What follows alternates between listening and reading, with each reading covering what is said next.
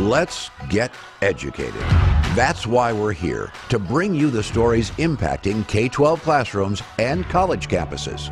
It's time for a little education. Greetings, salutations. I am Katie Petrick, joined as always by that man right there, David Fiorazzo. Welcome. Welcome. Welcome. Welcome to the show. Are you as excited as we are? Yeehaw. Well, we're going to Oklahoma. Okay. Where they have approved the first religious charter school in the whole country. Right there in the heart of the country. But there are new challenges that are aiming to stop it from ever welcoming the very first student. Of course, it's all in the name of public school equity. Not equality, David. Equity. There's an interesting twist to this story. Ooh. So let's get right into it. Oklahoma approves the nation's first religious charter school. Now, it was a 3-2 vote. The Oklahoma statewide virtual charter school board approved St. Isidore of Seville Catholic Virtual School. It's going to be funded by taxpayers. That's interesting. It's going to be run by the Catholic Archdiocese of Oklahoma City. So St. Isidore is named after the patron saint of the internet. Who knew? And will include religious instruction in its curriculum. And its mission is to educate the entire child, soul, heart, intellect, and body. It's set to begin in 2024, or at least it was. Dun, dun, dun. The school will offer online classes to around 500 students in K through 12 and will receive an estimated $23.3 million in state funding the first 5 years. That's according to the BBC. Now, top state Republicans have disagreed on whether a religious charter school was allowable. So let's walk through this a little bit. First of all, the announcement of the school, then there's a reaction, and we're going to tell you what we reported on last week to bring this context for you. Watch this first video. I lost a little hope and a little faith in what probably should have been the right thing, but again, each of us had to vote our convictions.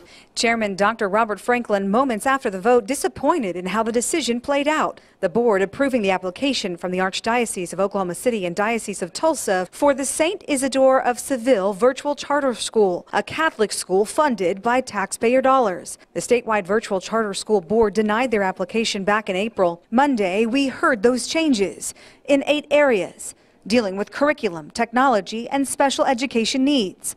Another concern, the legal aspect. Is it constitutional to allow religious-based schools to receive public funding? Ultimately, the board voted to approve the application by a 3-2 decision. As you all have seen over the last couple of weeks with the new school choice programs in the state, we think this is just an extension of what we've been doing in Oklahoma, which is providing more opportunities for education for kids that need it. So Katie Petrick, last week we did a story out of Arizona, and I said, what if this was a Christian or a Catholic school? In Arizona, they had there it is, queer middle school.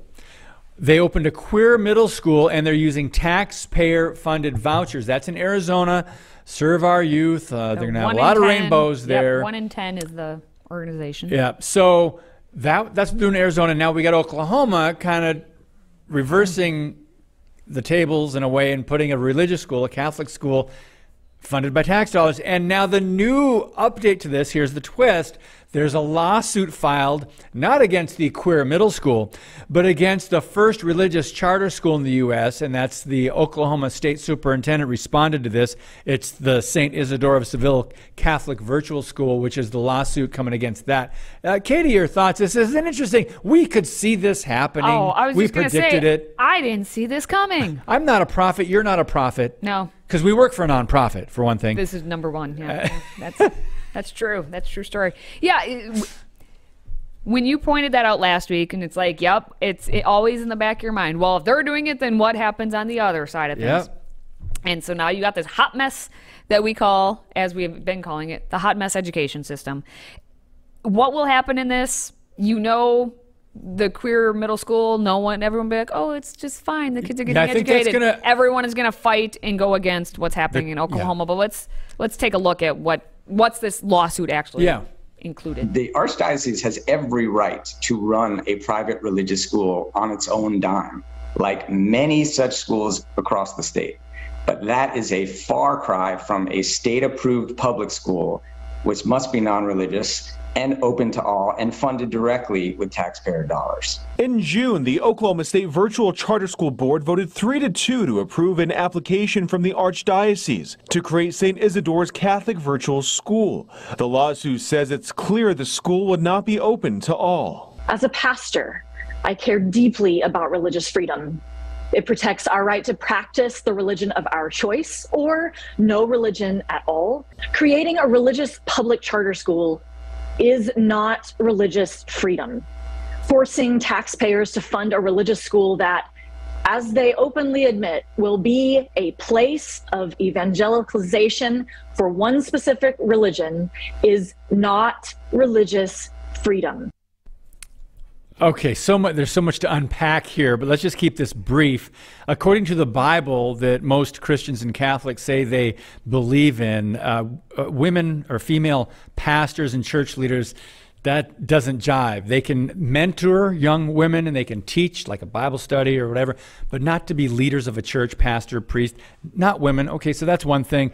But the other thing, Katie, is this whole thing, this lie. First of all, the ACLU, the Anti-Christian Lawyers Union, isn't that what that stands for? I think that is. Yeah, they've been anti-Christian. Right, yeah, that's basically what they're against. Yeah, but the second biggest lie in America is the separation of church and state. The second biggest lie in America, Katie. It says, isn't that the first thing in the whole Constitution?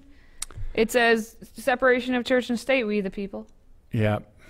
Is that right? Isn't that how it goes? The whole idea was to keep government from controlling or forcing or influencing religion. That's the whole idea between this anyway, so that's always misunderstood. But it's interesting, again, we'll keep an eye out for that Arizona school, the whatever it is, gay 1 in 10, the 1 in Rainbow 10. Middle School, the queer middle school, but that's using taxpayer vouchers. Well, here's the thing though too with this kind of whole thing, and you saw it in the first news package when they talked about how they made the changes. They had to make changes. The school had to make changes to get it approved. This is why you shouldn't take taxpayer dollars. Like, this is why parochial schools... You have to jump through hoops? You are at the mercy of the government then. Yep. They will dictate to you what needs to be taught. They will tell you. And this is why you can't... And I get it, because otherwise how are you going to get kids into the seats? Because it takes so much money, and you can't have the parents paying thousands and thousands of dollars for a K-12 education, that you want them to get a good Christian education, but it takes money. Like, this is where we have to have strong churches that can come alongside their schools. We don't have that right now for the most part. So then we have to have, or I guess basically these schools are now begging the government to give them money. And so we'll see what happens with it, but you're at the mercy of the government. Yeah. So it was never intended for the government to run education, control education, fund education on either side, so this is one of the problems that we're dealing with now, and it's all coming to a head. But let's see, we got to move on. Still to come, 2 Texas teachers are fired by their Christian school after posting images on social media that go against the Bible, Christian teachings. What could that be? We'll talk about it next.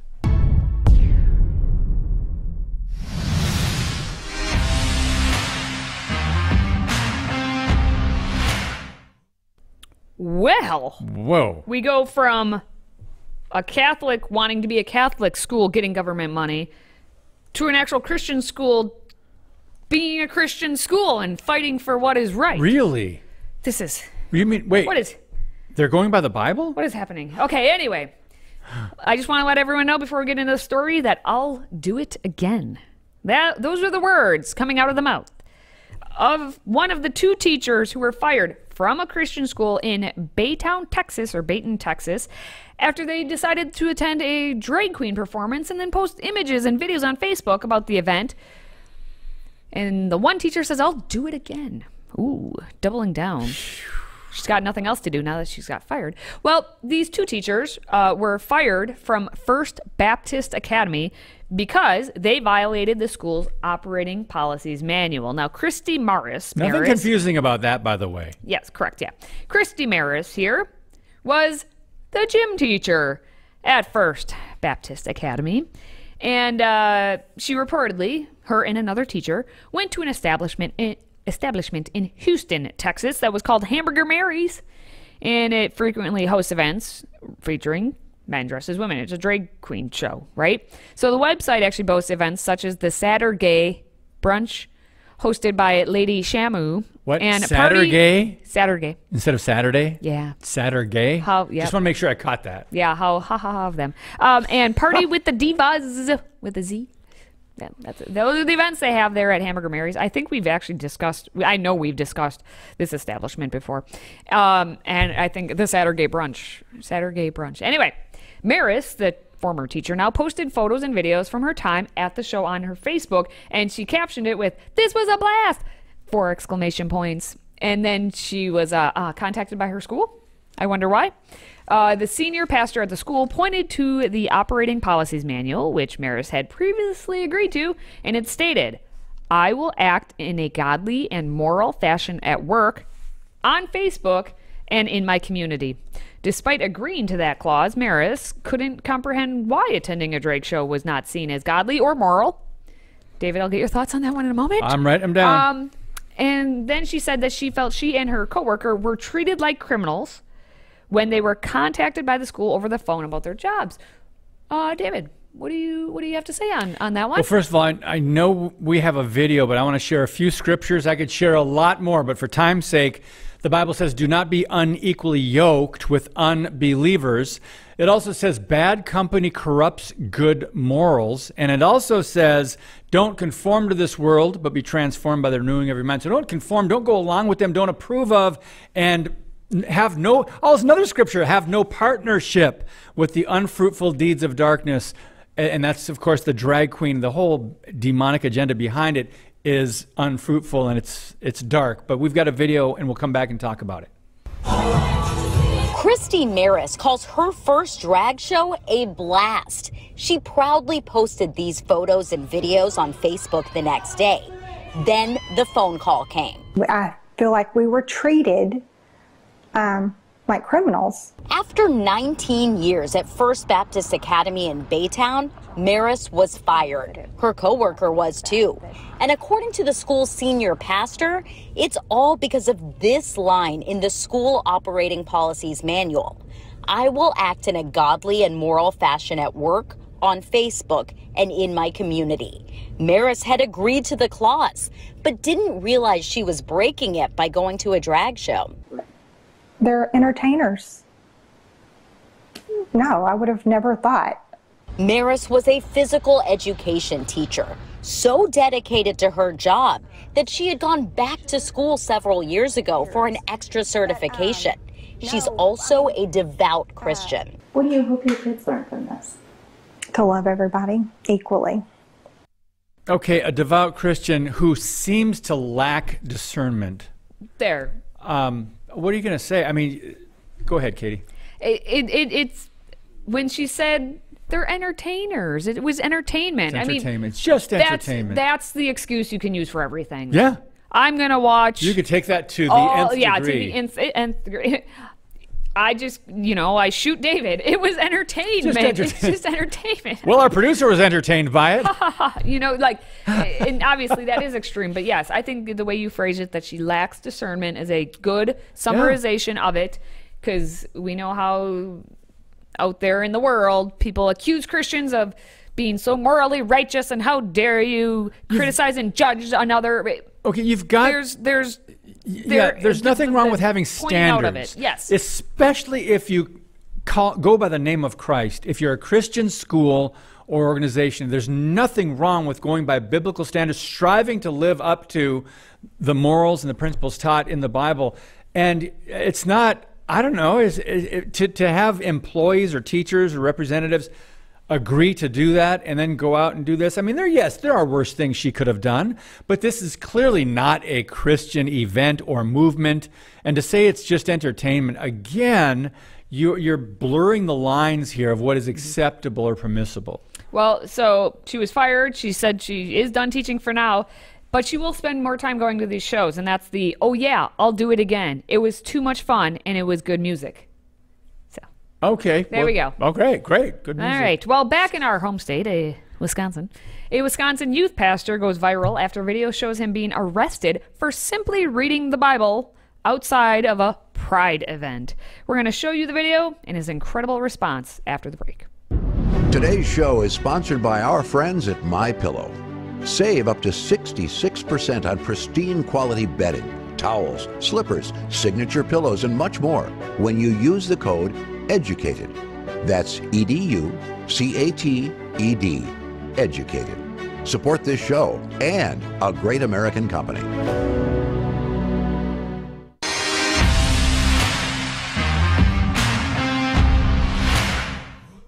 All right, David, I got a joke for you, but it's not really a joke. Want to play along? Yeah, sure. Okay. Try me. We have a drag queen, a Nazi sympathizer, Okay. and a teenage Christian preacher walk into a park. Okay. Who gets arrested? Well, three guesses, and the first two don't count. It's the youth who is a Christian who happened to be reading the Bible out loud in public. Gasp. Gasp. On the public sidewalk. We're going to Little Watertown, Wisconsin, my neck of the woods there growing up. And they had a drag queen story hour at a park in July. Pride events are supposed to be done in June. July is supposed to be about America, and apparently Watertown didn't get the memo. But there was the drag queen story hour. And yeah, there they are being, I guess that's somehow story hour. It's more like a dance show. But the group Gays Against Groomers was actually there videoing all this to show drag queens are trying to groom your children. Jeez. This is what they are doing. That's near Milwaukee, right? No, it's Dodge County, Jefferson County on the border. Oh, okay. There, it's little with Watertown. Okay. Yeah, these are like family-friendly type event, according to them. And here's Gays Against Groomers coming in and saying... Oh, good for whoever that was. Yep, Shame on all of you for bringing children here. Yeah. This just, again, goes to prove that even parents today say what that Christian teacher in the previous story said. It's just entertainment. We're just bringing our kids here, our children, our young children. They're not going to be influenced by this. It's just entertainment. And just look at the pictures there. Yeah, that's this family is the kind friendly. of stuff you're going along with. And they've redefined the terms.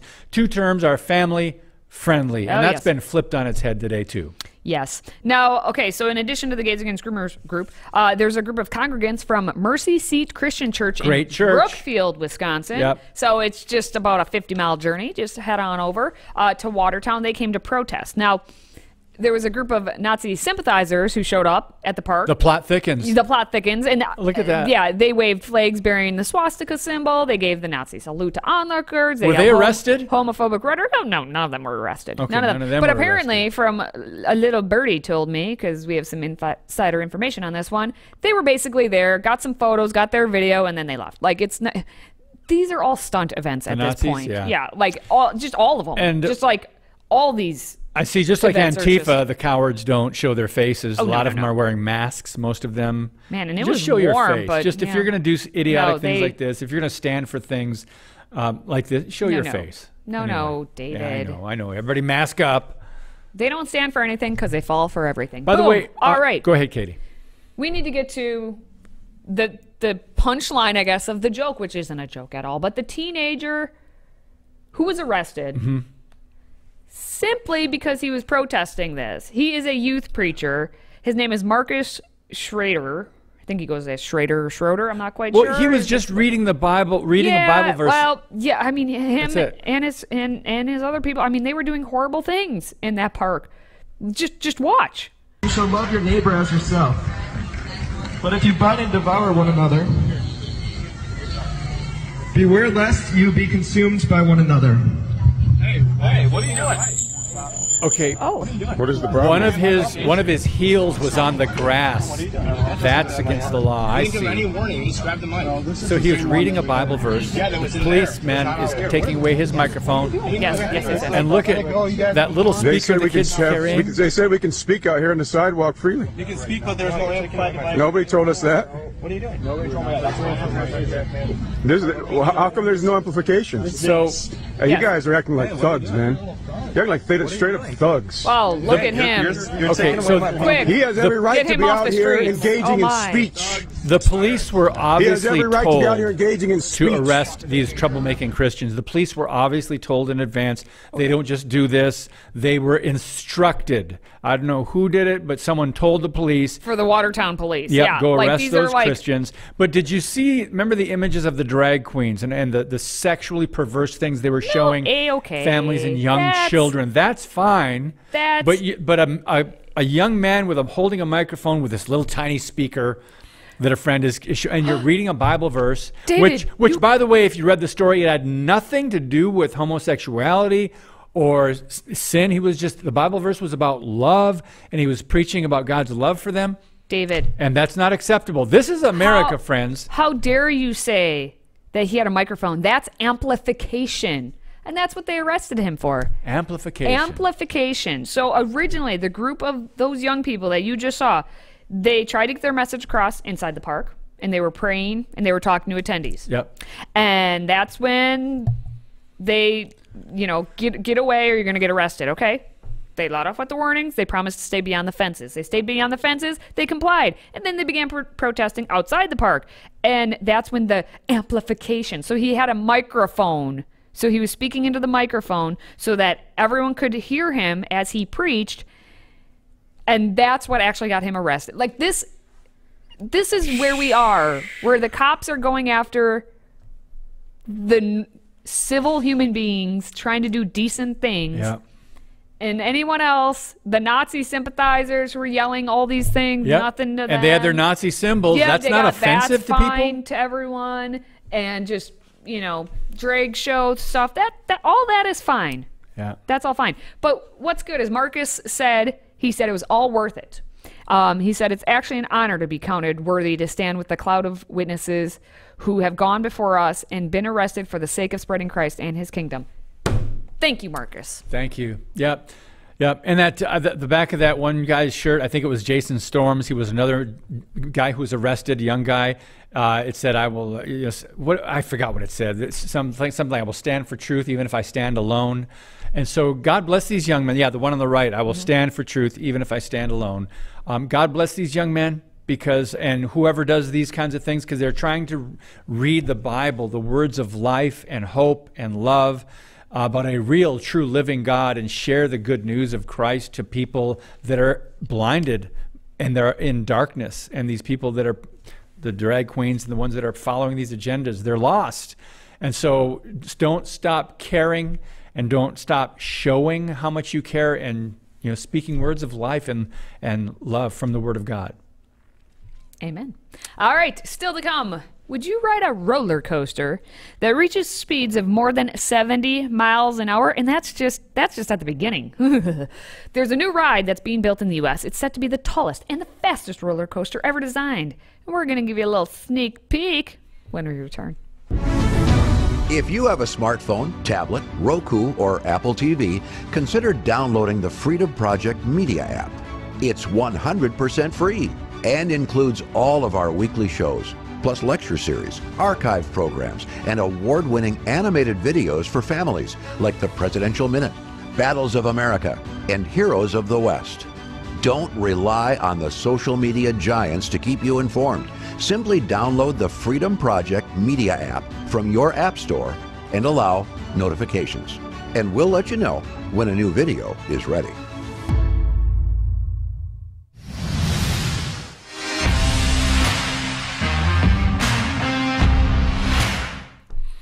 All right, here we go.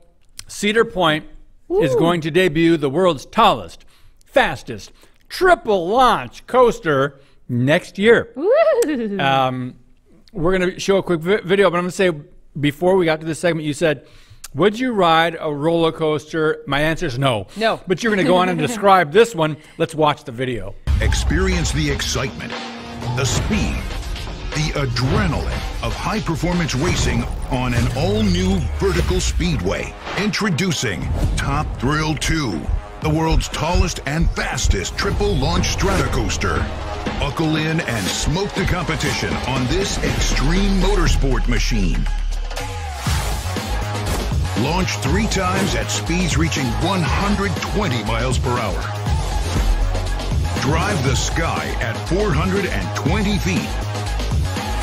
Pump the brakes, cross the finish line, take that victory lap. Get revved up on Top Thrill 2, coming to Cedar Point. You could not pay me to get on. Did you see the drop? Not even the speed. Yeah, I'm gonna go with a hard pass on that one. I think I'll watch from a distance. I won't even watch from a distance because I just don't want to hear the screams of the people. Ah! And you have to hear it 3 times because 3 different launches. Just no, thank you. Roller coasters, okay? The big drop is what gets me. Like that's what I like the corkscrew spinning type around, stuff, spinning, and like the scrambler was always my favorite ride. Do you remember the scrambler? Yes. Where and it's like shoved. That one made me sick. So I loved thank you for bringing that up one, again. I like this one.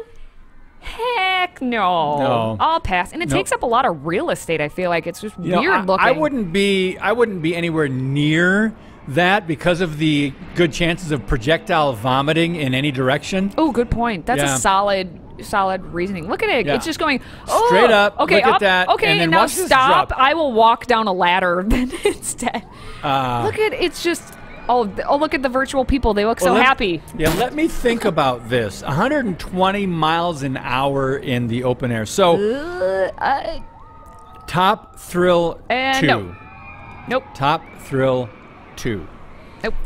Dual tower vertical speedway. I don't know what dual tower means, but I guess there's two towers next to it. You see the two towers. Two towers, kind of like Lord of the Rings and the 2 towers. Anyway, so Cedar Point said this on the start, using an all-new linear synchronous motor, LSM, launch system.